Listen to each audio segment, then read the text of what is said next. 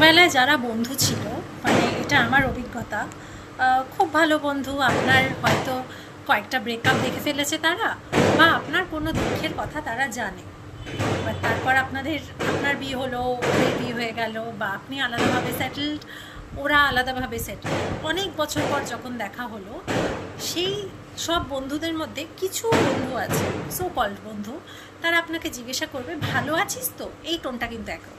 আবার অনেকে জিজ্ঞাসা করবে কী রে, ভালো আছিস তো, তার মানে ওই যে দুঃখের কথা আপনি কখনো বলেছিলেন, ওরা কিন্তু ওই খুঁচিয়ে খুঁচিয়ে ওই ভালো আছিস তো বলে, এবং একবার বলবে না আপনাকে, প্রায় মানে আবার যখন আপনাদের রিউনিয়ন হবে তারপরে প্রায় এটা খোঁচা মেরে জিজ্ঞাসা করবে ভালো আছিস কি না, ভালো আছেন কি না। কারণ আপনার কোনো খোঁচার কথা, আপনার কোনো ব্যথার কথা, বিয়ের পরে বা চাকরিরত অবস্থায় কোনো সমস্যার মধ্যে আছেন কি না সেটা তারা জানতে চায়, আপনি কেমন আছেন সেটা তারা জানতে চায় না। তো এটা আজকে আমার খুব মনে হলো, আজকে আবার ওরকম একজন বন্ধুর ফোন এসেছিলো, তাই জন্য ভাবলাম আপনাদের সাথে শেয়ার করি, কারণ এরকম ধরনের মানুষ, এরকম ধরনের বন্ধু না আছে, প্রত্যেকের জীবনে আছে। এরা কিন্তু বন্ধু নয়, এরা কিন্তু বন্ধু নয়। এনিওয়েজ, শুভ দীপাবলি।